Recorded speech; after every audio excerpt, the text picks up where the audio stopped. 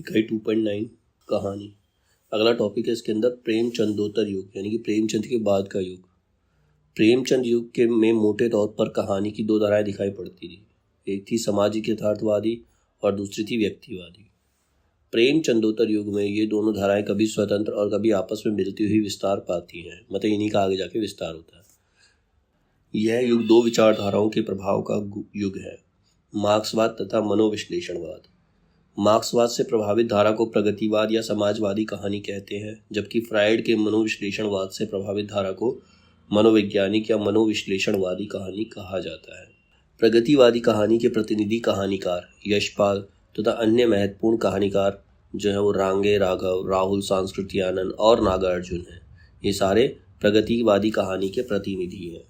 मनोविश्लेषणवादी कहानी मुख्यतः तीन कहानीकार शामिल हैं। मनोविश्लेषणवादी कहानी में मुख्यतः तीन कहानीकार शामिल है, जैसे ईला चंद्र जोशी तथा अगय। मनोवैज्ञानिक कहानियों में कथा वस्तु बाहरी अर्थात सामाजिक, राजनीतिक और आर्थिक जीवन की ना होकर व्यक्ति के आंतरिक जीवन से संबंधित होती है। इन कहानियों में घटनाओं का महत्व कम हो जाता है और चरित्रों के अंतर्द्वंद, चिंतन मनन, आत्मविश्लेषण आदि का महत्व बढ़ जाता है। इनकी भाषा सीधी सपाट ना होकर बेहद प्रतीकात्मक हो जाती है, मतलब सीधे सीधे ना करके प्रतीक के रूप में शो करते हैं ये किसी भी चीज को। लेखक की कोशिश रहती है कि चरित्र के चेतन और अवचेतन की फाक को पाठक तक पहुंचा सके। इस प्रक्रिया में पाठक को भी अपने व्यक्तित्व की भीतरी तहों को समझने की अंतर्दृष्टि दे सके। अब भगवती चरण वर्मा, भगवती प्रसाद वाजपेयी, राहुल सांस्कृत्यानन, उपेंद्र नाथ अशक, विष्णु प्रभाकर, अमृतलाल नागर, रांगे राघव, अमृत राय और चंद्र किरण सौरेक्षा इस युग की दो मुख्य धाराओं के साथ साथ चलने वाले कहानीकार हैं। इनमें से राहुल सांस्कृत्यानन, अमृतलाल नागर, रांगे राघव और अमृत राय पर मार्क्सवाद का प्रत्यक्ष प्रभाव दिखाई पड़ता है। अब है प्रेमचंदोत्तर युग के प्रमुख कहानीकार और उनकी कहानियां। कहानीकार कौन कौन है, उनकी कहानियां कौन कौन सी हैं? सबसे पहले है राहुल सांस्कृत्यानन। इनकी कहानी है सतमी के बच्चे 1935 1935, वोल्गा से गंगा 1944 1944। इसके बाद है ईला चंद्र जोशी। इनकी कहानियां हैं धूप रेखा 1938 1938, दिवाली और होली 1942 1942, रोमांटिक छाया 1943 1943, आहुति 1945 1945, खंडहर की आत्माएं 1948 1948, डायरी के नीरस पृष्ठ 1951 1951, कंटीले फूल और लजीले कांटे, ये है 1957 1957 की रचना। इसके बाद है भगवती चरण वर्मा। इनकी कहानी है दो बांके 1936 1936, इंस्टॉलमेंट 1936 1936, मुगलों ने सल्तनत बख्श दी और मोर्चाबंदी। फिर है यशपाल, ये प्रमुख कहानीकार हैं। इनकी कहानियां हैं पिंजरे की उड़ान 1939 1939, ज्ञानदान 1943, अभिशप्त 1943, तर्क का तूफान 1944, भस्मावृत चिंगारी 1946, वो दुनिया 1948, फूलों का कुर्ता 1949, धर्मयुग 1950 1950, उत्तराधिकारी 1951 1951, चित्र का शीर्षक 1951 1951, तुमने क्यों कहा था मैं सुंदर हूँ 1954 1954, उत्तमी की माँ 1955 1955, सच बोलने की भूल 1962 1962, खच्चर और आदमी 1965 1965, भूख के 3 दिन 1968 1968। इसके बाद है जिनेंद्र कुमार। जिनेंद्र कुमार की कहानियां हैं फांसी 1929 1929, वातायन 1930 1930, नीलम देश की राजकन्या 1933 1933, एक रात 1934 1934, दो चिड़िया 1935 1935, पाजेब 1942 1942, ध्रुव यात्रा 1944 1954, जयसंधी 1949 1949। उसके बाद अगले राइटर है अगे। अगे की कहानियां हैं विपदका 1937 1937, परंपरा 1940 1940, कोठरी की बात 1945 1945, अमर वल्लरी 1945 1945, शरणार्थी 1948 1948, जयदोल 1951 1951, ये तेरे प्रतिरूप 1961 1961। फिर है उपेंद्र नाथ अशक। इनकी कहानी है पिंजरा 1944 1944, अंकुर 1945 1945, निशानियाँ 1947 1947, दो धारा 1949 1949, छीटे 1949 1949, काले साहब 1950 1950, जुदाई की शाम का गीत 1950 1950, बैंगन का पौधा 1954 1954, कहानी लेखिका और जेलम के सात पुल 1957 1957, पलंग 1961 1961, आकाशचारी 1966 1966, उबाल और अन्य कहानियाँ 1968 1968। इसके बाद है विष्णु प्रभाकर। विष्णु प्रभाकर की कहानियाँ हैं आदि और अंत 1945 1945, रहमान का बेटा 1947 1947, जिंदगी के थपेड़े 1952 1952, सांचे और कला 1962 1962, धरती अब भी घूम रही है 1970 1970, पुल टूटने से पहले 1977 1977, मेरा वतन 1980 1980, खिलौने 1981 1981, एक और कुंती 1985 1985, जिंदगी एक रिहर्सल 1986 1986, आसमान के नीचे 1989 1989, कर्फ्यू और आदमी 1994 1994, आखिर क्यों 1998 1998, मैं नारी हूँ 2001, जीवन का एक और नाम 2002, ईश्वर का चेहरा 2003। इसके बाद है अमृतलाल नागर। इनकी कहानी है एक दिल हजार अफसाने 1986 1986 में। अमृत राय, इनकी कहानी है जीवन के पहलू 1947 1947, तिरंगा कफन 1948 1948 और इतिहास। रांगे राघव की कहानियां हैं साम्राज्य का वैभव 1947 1947, समुद्र का फेन 1947 1947, देवदासी 1947 1947, जीवन के दाने 1949 1949, अधूरी मूरत 1949 1949, अंगारे ना बुझे 1951 1951, इंसान पैदा हुआ 1951 1951। द्विजेंद्र नाथ मिश्र निर्गुण, इनकी कहानी है टीला, कच्चा धागा, छोटा डॉक्टर। फिर है भगवती प्रसाद वाजपेयी, कहानी है मधुपर्क 1929 1929, दीप मलिका 1930 1930, पुष्पकारिणी 1936 1936, हिलौर 1938 1938, ज्वार भाटा 1940 1940, कला की दृष्टि 1942 1942, उपहार 1942 1942, अंगारे 1944 1944, उतार चढ़ाव 1950 1950, खाली बोतल 1940 1940, मेरे सपने 1940 1940। अब इनमें से कुछ इंपॉर्टेंट राइटर्स जिनके बारे में बताया गया इसके अंदर, जैसे राहुल सांस्कृत्यानंद।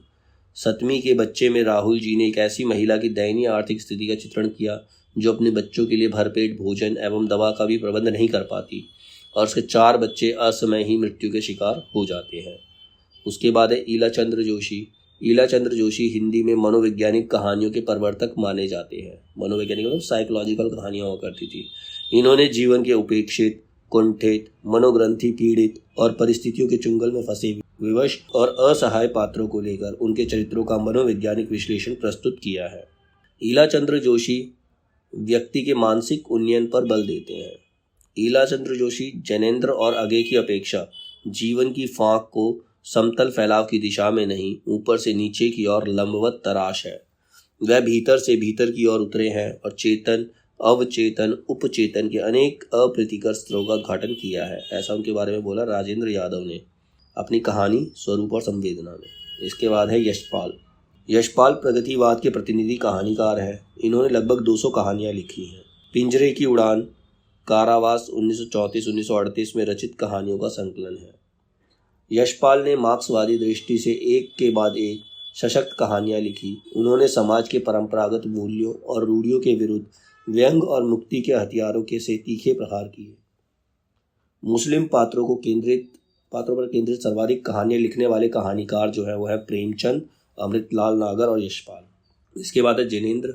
इनका असली नाम था आनंदीलाल। व्यक्ति को महत्व देने वाले जिनेंद्र पर फ्रायड के साथ साथ गांधी और भारतीय दर्शन का प्रभाव भी साफ नजर आता है।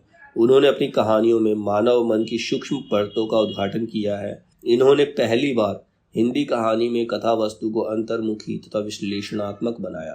शिल्प के स्तर पर घटनाओं और चरित्रों की संख्या कम करते हुए विश्लेषण तथा प्रतीकात्मक भाषा को केंद्रीय महत्व प्रदान किया। जिनेंद्र मानव जीवन दर्शन के सबसे बड़े कहानीकार हैं।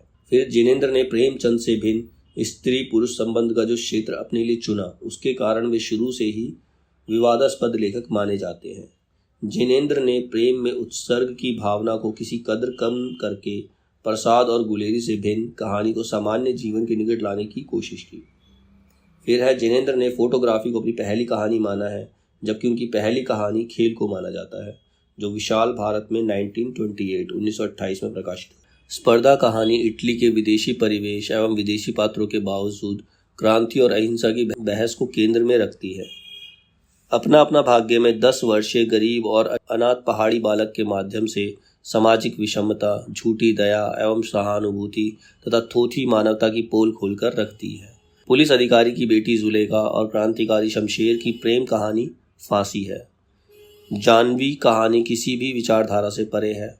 दो चिड़ियाँ, बाहुबली, लाल सरोवर, नीलम देश की राजकन्या और तत्सत इसकी प्रतीकात्मक कहानियाँ हैं। दो चिड़िया कहानी मन की अनसुलझी गुत्थियों का विश्लेषण करती है। अपनी प्रतीकात्मक कहानियों के विषय में इन्होंने कहा है, इन कहानियों में भाव प्रधान है, यथार्थ अप्रधान है। ब्राह्य जो है वो गौण है, अंतः मुख्य है, मतलब अंदर की जो बात है, मनुष्य के भीतर जो चलता है वो इम्पोर्टेंट है। दृश्य जगत अनुसंगिक, अदृश्य आत्मा लक्ष्य है।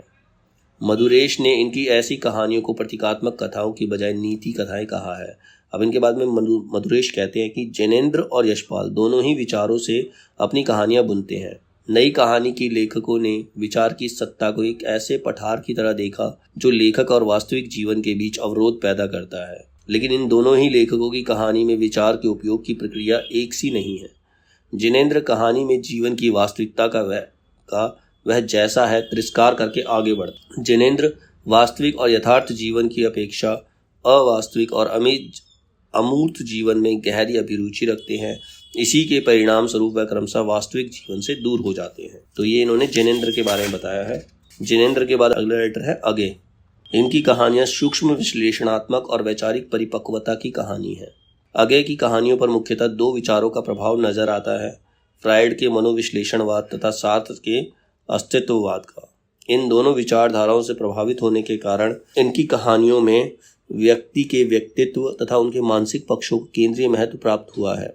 अधिकांश कहानियों का मूल स्वर व्यक्ति के अंतर्मन की खोज है। शहरीकरण, मध्य वर्ग के विस्तार आदि के कारण किस प्रकार व्यक्ति यांत्रिक जीवन का शिकार हो जाता है, किस प्रकार ऊब और घुटन जैसे तत्व उसके जीवन में शामिल हो जाते हैं, यह तत्व उसकी कहानियों में प्रबल है। अगय की कहानियों में प्राप्त वैविध्य भी दिखता है। उदाहरणार्थ जयदोल तथा पठार का धीरज जैसी कहानियों में फ्रायड से प्रभावित रोमांस और यौन चेतना के चित्र दिखते हैं। मेजर चौधरी की वापसी जैसी कहानियों में व्यक्ति के अंतर्मन का सूक्ष्म विश्लेषण है। परंपरा संग्रह की कहानियों में मध्य वर्ग के सामाजिक पक्षों का चित्रण है। पुलिस की सीटी जैसी कहानियों में क्रांतिकारी राष्ट्रवादियों को विषय बनाया गया है। क्रांति के समर्थन में लिखी गई कहानियों में हारीति, अकलंक, द्रोही, विपथगा, मिलन, छाया, एक घंटे में कैसांड्रा का अभिशाप, दरोगा अमित चंद, पगोड़ा वृक्ष आदि कहानियां भी महत्वपूर्ण हैं। इनमें बड़े आवेगपूर्ण ढंग से क्रांति के लिए मर मिटने वाले लोगों को अंकित किया है। अपने रोमानी रुझान के कारण अगय पर मन सबसे अधिक स्त्री और प्रेम संबंधों के अंकन में रमता है। इस दृष्टि में अमर वल्लरी और हर श्रृंगार कहानियां उल्लेखनीय हैं। अगय की कुछ कहानियां ऐसी हैं जिनमें मानवीय और प्रगतिशील तत्वों को स्वीकार का आग्रह देखा जा सकता है। इस संदर्भ में जीजीविषा और चिड़ियाघर जैसी कहानियां महत्वपूर्ण हैं। अगय की शुरुआती दौर की कहानियां स्वच्छंदतावादी प्रवृत्ति से लैस हैं, किंतु गैंग्रीन और पठार का धीरज आदि कहानियां रोमांस से मुक्त नए यथार्थ पर आधारित है। रोज कहानी थी ना, गैंग्रीन शब्द के साथ दूसरा नाम रोज था। रोज बाद में कहानी गैंग्रीन नाम से प्रकाशित कहानी को एक नई कहानी की पूर्व पीठिका भी कहते हैं। गैंग्रीन इनकी सर्वाधिक चर्चित कहानी मानी जाती है। इसमें मालती के माध्यम से दाम्पत्य जीवन की एक रसता और ऊब का चित्रण किया गया है। रोज निम्न मध्य वर्गीय जीवन को दहला देने वाली तस्वीर है। इस वर्ग में दाम्पत्य जीवन के नीरस, बुझे, सारहीन जीवन को अंकित करने में अगय ने अद्भुत सफलता प्राप्त की है। इसके बाद राइटर है नागार्जुन। नागार्जुन मूलतः प्रगतिवादी कवि है। काव्य रचना के साथ साथ उन्होंने कुछ कहानियां भी लिखी। उनके द्वारा लिखित सामाजिक यथार्थ पर केंद्रित कहानियों में है असमर्थ दाता, भूख मर गई थी, विषम ज्वर, काया पलट और हीरक जयंती। फिर है उपेंद्र नाथ अशक। उपेंद्र नाथ अशक प्रारंभ में उर्दू में कहानियां लिखते थे, बाद में हिंदी में लिखना प्रारंभ किया। अपने शुरू के जीवन में प्रेमचंद को पढ़ा, इनसे प्रभाव ग्रहण किया। प्रसाद को मैंने तब पढ़ा जब प्रेमचंद का प्रभाव कहीं गहरे बैठ गया था, ये उपेंद्र नाथ अशक खुद कहते हैं। इन्होंने प्राय सामाजिक कुरूपताओं और कुरीतियों पर व्यंग्यात्मक प्रहार किए हैं। साथ ही पलंग, बेबसी, झाग तथा ठहराव जैसी व्यक्तिगत कुंठाओं की कहानियां भी इन्होंने लिखी हैं। जीवन के अनेक प्रश्नों को व्यक्त करते हुए भी प्रगतिशील जीवन धारा के समर्थक हैं। विष्णु प्रभाकर ने अपनी कहानियों में सामाजिक समस्याओं तथा हर संभव मानवीय पीड़ा को अभिव्यक्त किया है। फिर है रांगे राघव। रांगे राघव की कहानियों के दो पक्ष हैं, यथार्थवादी सामाजिक विचारधारा और स्त्री पुरुष संबंधों के नए दृष्टिकोण से विश्लेषण। बंगाल का अकाल, देश विभाजन, सांप्रदायिक विद्वेष, मजदूरों की देशव्यापी हड़तालें, गोलीकांड, बेरोजगारी और भुखमरी, इन सारी चीज़ों को मिलाकर ही उनकी कहानियों का संसार बना है। उनकी अधिकांश कहानियों में समाज के हाशिए पर स्थिति कमजोर और उपेक्षित लोगों का अंकन हुआ है।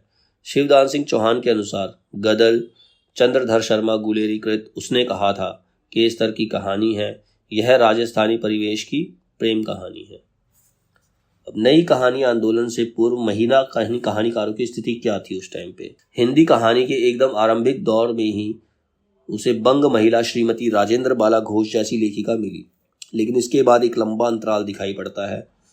फिर सुभद्रा कुमारी चौहान और होमवती देवी ने नारी जीवन और देश में घटित घटनाओं को केंद्र में रखकर कहानियां लिखी अवश्य, लेकिन कहानी की मुख्य धारा में उनका कोई उल्लेखनीय योगदान नहीं रहा।